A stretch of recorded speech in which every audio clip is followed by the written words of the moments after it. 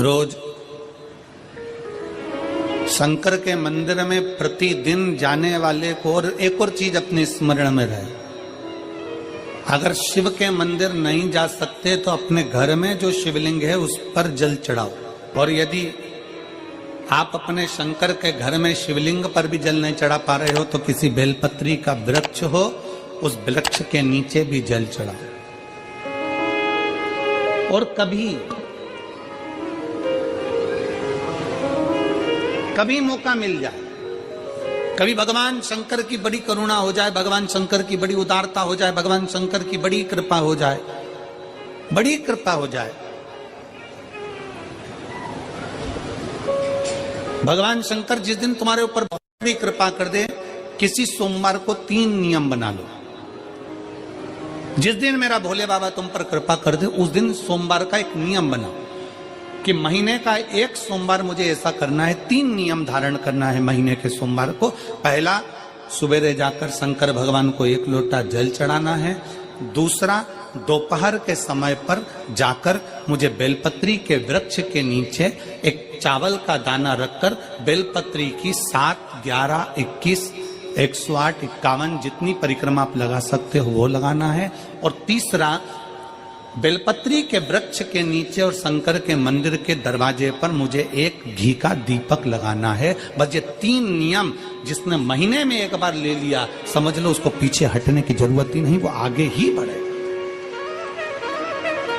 महीने के किसी एक सोमवार का ऐसा नियम बना लो कि मुझे 3 नियम धारण करना है महीने के किसी भी एक सोमवार को। हम ये नहीं कहेंगे कि तुम सोमवार 5 पढ़ रहे हैं तो 5 को करो, 4 पढ़ रहे हैं तो 4 को करो, 3 पढ़ रहे हैं तो 3 को करो।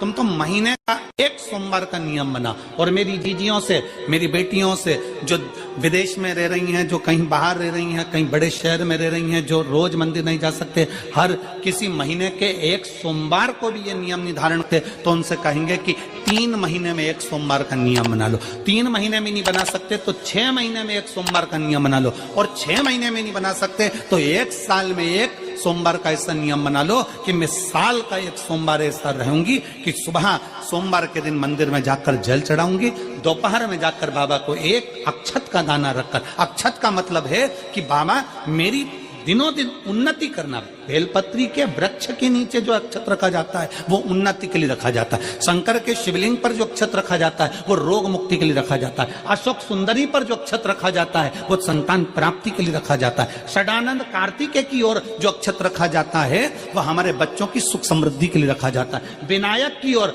गणेश जी की ओर जो अक्षत रखा जाता है वो हमारे घर में कोई मंगल कार्य आ जाए उसके लिए रखा जाता है। और जो पीठिका होती है जिसपे शिवलिंग रखा होता है, पार्वती जी का हस्तकमल, उस पर अक्षत रखा जाता है तो नारी के अखंड सौभाग्य के लिए रखा जाता है। अक्षत रखने का भी तरीका है। एक चावल का दाना कहाँ रखा जाता है, क्यों रखा जाता है, कैसे रखा। अब कई लोग कहते हैं गुरुजी ये शिव महापुराण में आप ये नियम बताते हो, तरीका बताते हो। हम तो उनसे कहेंगे डॉक्टर के पास जाओगे तो डॉक्टर भी गोली लिखकर ये नहीं कह देगा कि ये सारी गोली एक साथ खा जा। डॉक्टर भी कहेगा ये गोली सुबह खाना है, ये गोली शाम को खाना है, ये गोली दोपहर में खाना, ये गोली भूखे रहकर खाना। बोलो सही है कि गलत है? ये रात्रि को खाना खाने के बाद खा लेना, ये खाना खाने के पहले, ये नाश्ते के पहले। और सुनो, ये दवाई, ये वाली पीछे वाली जो दवाई लो ना इसको दूध से लेना, ये वाली जो दवाई लो ना इसको पानी से लेना। और सुनो, ये डब्बी है इसको पानी में मिलाकर फिर पीना। दवाई लेने का भी तरीका है, उसी तरह शिव महापुराण में एक एक अक्षत का भी तरीका है और एक एक बेलपत्री का भी तरीका है। अब मान लो कई लोग कहते हैं गुरुजी आप ये तरीका बताते हो शिव पुराण के माध्यम से, कई लोगों के मन में संशय जागता है, तो अगर हम एक साथ चावल चढ़ा दे तो उसका क्या तरीका है? तो हमारा निवेदन है डॉक्टर जो दवाई ले एक ही बार में निपटा जाए, एक ही बार में खा ले। दवाई एक बार में पूरी खा गए असर नहीं करेगी, इसमें डॉक्टर का कोई दोष नहीं है। उसने तो बताया था ऐसे लेना, ऐसे लेना। और तुमने मैं डॉक्टर साहब ने पूछा दवाई पूरी ली, शाम की दवाई भूल गई थी, सवेरे की दवाई भूल गई थी, ये दवाई भूल गई थी। डॉक्टर कहेगा हमने तो नियम बताया था, तुमने नहीं खाई तो असर कहां से करेगी? तुम असर कब करती है? जब हम पूजन के तरीके को जान जाए, जब हम अर्चना के तरीके को जाए। आप साल भर का एक सोमवार निकाल लो, 6 महीने का एक सोमवार निकाल लो, 3 महीने का एक सोमवार निकाल लो, महीने का एक सोमवार निकाल लो, अपने से दिल में बन जाए तो एक सोमवार ऐसा निकालो जिसके 3 नियम धारण हो। पहला, उसी सोमवार जिसको कर रहे हो उस दिन सुबह जल चढ़ाना। दूसरे, दोपहर के समय पर जाकर बेलपत्री के वृक्ष के नीचे एक चावल का दाना रखना और परिक्रमा बेलपत्र की जितनी तुमसे बन जाए, जितनी तुम्हारे शरीर की कैपेसिटी हो, जितना तुम्हारा शरीर चलते बन जाए। हम तो ये भी नहीं कहते कि तुम भूखे रहकर भगवान का भजन करो, हम कभी नहीं कहते। हम तो यहां तक कहते हैं, हमारे पुष्टि मार्ग में यहां तक कहा गया कि वल्लभ कुल की एकादशी करो, भले बकरी जैसे चरो पर एकादशी करो। हम तो यहां तक कहते हैं कि बहुत समय से कल मेरी एकादशी है, एकादशी है, एकादशी है, एकादशी है, पूरे घर को हिलाकर रख दिया, एकादशी है, एकादशी, एकादशी है। बहू टेंशन में, बेटा डिप्रेशन में, पति पपीता ला ला के, सेव फल ला ला के, मूंगफली का दाना ला ला के, काजू कतली ला ला के, सेव फल ला ला के, और सारा सामान, साबूदाना और खिचड़ी और ना चिप्स ना जाने क्या क्या ला ला के, बेचारा पति एकादशी आती है वो नौमी से चिंता में पड़ जाता है।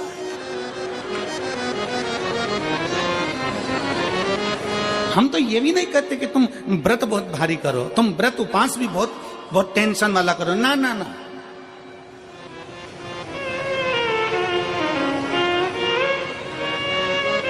अपने को व्रत उपास भी इतना बहुत भूखे रह रहे हो, बहुत प्यासे रह रहे हो, और मालूम पड़े कि भगवान हमें मिलेगा, भगवान हमें मिलेगा। भगवान कहता है कि देख भाई, मैं भी भूखा नहीं रहता, तू भी भूखा मत रहे, मैं भी चकाचक रहता हूं, तू भी चकाचक रहे, मैं भी अपने। और भगवान शंकर तो ये भी कहते हैं कि अपना परिवार भी मत छोड़ो। मेरे पास में पार्वती भी, एक ही देवता है जो विद फैमिली मंदिर में बैठता है। शंकर जी हैं तो पार्वती जी है, तो गणेश जी हैं, तो कार्तिकेय जी हैं, तो नंदी है, सब मंदिर के अंदर चाहिए। शंकर भगवान अपने पूरे परिवार के साथ। शंकर जी तो ये कहते हैं अकेले तुम क्यों रहते हो। शिव जी की एक बात अपने ध्यान में रखना, कितनी सुंदर बात है शंकर भगवान की, बहुत ध्यान में रखिएगा। आप जौहरी नहीं हो, हीरे को नहीं परख सकते। हम भी जौहरी नहीं है, हम हीरा को नहीं समझ सकते। पर भगवान शंकर ने पृथ्वी पर जिसको जन्म दिया उसको जौहरी बनाकर पैदा किया है, उसको जौहरी बनाकर भेजा है कि आप भले हीरा को न समझो चलेगा, पर अपने नजदीक में कोई दुखी है तो उसकी पीड़ा को जरूर समझना। भगवान शंकर कहते हैं उसकी पीड़ा का स्मरण।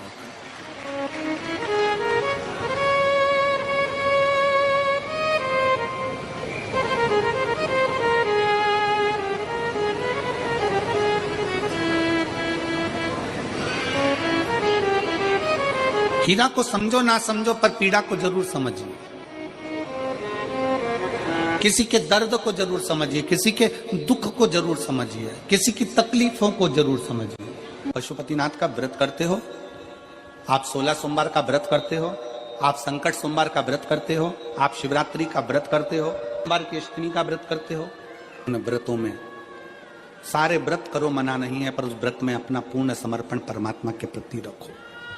केवल खाना छोड़ा है, अन्न छोड़ा है, भोजन छोड़ा है, और दिन में सुबह से लेकर शाम तक 2-3 बार तुमने कुछ ना कुछ पाया है, वो व्रत हो सकता है आपकी दृष्टि में, पर हमारी दृष्टि में व्रत कौन सा है। शिव महापुराण की कथा कहती है कि सुबेरे आपका व्रत चालू हुआ, दूसरे दिन ब्रह्म मुहूर्त तक जो आपका व्रत आपने रखा है, भगवान का जो व्रत कर रहे हो, उस व्रत में एक बात अपने अंदर उतार कर रखो कि इस दिन मैं अपने मोबाइल का त्याग करती हूँ, पूरे दिन मैं मैसेज नहीं पढ़ूंगी, मैं देखूंगी नहीं, मैं अपशब्द नहीं कहूंगी, मैं जानूंगी। दूसरा, आज के दिन मेरा व्रत है, आज 1 महीने में, 15 दिन में, 2 दिन में, 20 दिन में मैंने अगर किसी से भी अपशब्द कहा होगा, आड़ा टेढ़ा कहा होगा, तो सबसे पहले आज व्रत वाले दिन मैं उसको सॉरी कहूंगी, क्षमा मांगूंगी और अपने हृदय से लगाने का प्रयास करूंगी। व्रत है, व्रत का तीसरा अंश, आज मेरा व्रत है, मैं आज के दिन किसी को भी अपशब्द नहीं बोलूंगी, किसी के लिए आड़ा तड़ा नहीं बोलूंगा। आज जितना बन सकेगा मैं सात्विक जीवन जीऊंगा। चौथा, आज मेरा व्रत है, आज के दिन मैं झूठ नहीं बोलूंगी, ना झूठ बोलूंगा सुबह से लेकर शाम तक। और पांचवा, आज व्रत वाला दिन है, जितना फलार मैं करूंगी उसका पैसा जोड़ूंगी कि 15 रुपए का मैंने साबुदाना खाया, 10 रुपए का बटाटा खाया, ये खाया वो खाया, सारा हिसाब लगाकर 55, 60, 70 रुपए जितने होते हैं उसमें से एक अंश निकालकर मैं उसका एक भाग किसी गौशाला में जाकर गाय को चारा जरूर दूंगी। आपका व्रत, आपकी साधना, आपका तप, आपका बल, आप कैसा कर रहे हैं? केवल भूखे रहने पर भगवत पद की प्राप्ति नहीं होती। शिव महापुराण की कथा कहती है कि भूखे रहने से भगवान की प्राप्ति नहीं होती। शिव पुराण की कथा कहती है भगवान को पाने की भूख बढ़ाने से भगवान की प्राप्ति होती है। भीतर से परमात्मा को पाने की भूख बढ़ाइए, भगवान को पाने की भूख बढ़ाओ भीतर से।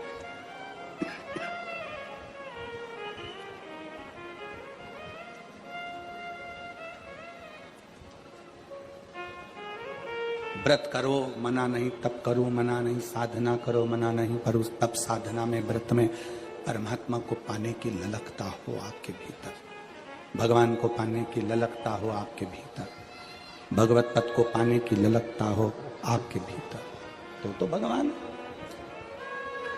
हाँ, पुराण की कथा एक बड़ी सुंदर बात कहती है, व्रत आप करते हो, उपास आप करते हो, नियम आप लेते हो, पूरा किसको करना पड़ता है? तुम्हें नहीं। व्रत आप करते हो, उपास आप करते हो, नियम आप लेते हो और पूरा देवाधिदेव करते हैं, भगवान शंकर करते हैं। बस इतना जरूर याद रखें कि जैसे कुछ प्राप्त हो भी गया तो शिव को धन्यवाद देकर शंकर के दरवाजे पर जाते रहना, यह हमारा कर्तव्य है।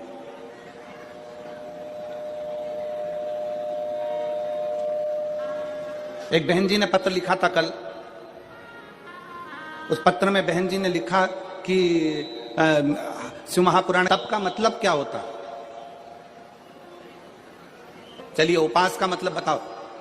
खाना छोड़ देना व्रत नहीं है, दूसरे का धन छुड़ाकर खाना छोड़ देना व्रत है। शिक्षा दे देना, किसी को चिकित्सा की जरूरत है उसकी चिकित्सा में थोड़ा सा धन लगा देना, कोई रोते हुए के आंख के आंसुओं को पोंछ देना, किसी के दुख में खड़े होकर उसको खुशियां प्रदान कर देना, ये दुनिया का सबसे बड़ा व्रत है, सबसे बड़ी साधना, सबसे बड़ा तप। मन साफ है तो सारी गलतियां माफ है, और अगर मन ही साफ नहीं है तो गलती कौन माफ करेगा भाई?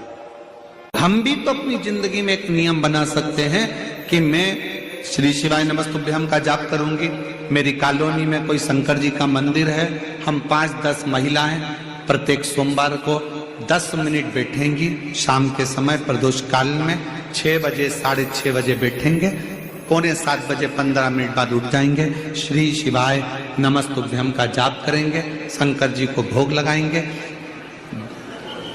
अगर एक हफ्ते में 5 सोमवार पड़ते हैं तो 5 महिलाएं अपना नियम बना ले कि आज का प्रसाद थोड़ा सा, कुछ भी शक्कर, खड़ी शक्कर, कुछ भी मैं लेके आऊंगी, मां भोग लगाएंगे, अपन 5 मिलकर श्री शिवाय नमस्तुभ्यम जपेंगे, प्रसाद बांट देंगे, अपने घर चले जाएंगे। ज्यादा ढोंग प्रपंच नहीं, दिखावा नहीं, कोई एक नियम। हमारे नजदीक में शंकर जी का मंदिर है, हफ्ते में एक बार नियम बनाएंगे, उस मंदिर में सफाई करेंगे। हफ्ते में एक बार नियम बनाएंगे, अपने नजदीक के शंकर के मंदिर को साफ करेंगे, क्लीन करेंगे। एक नियम अपने अंदर बनाओ शिव के प्रति।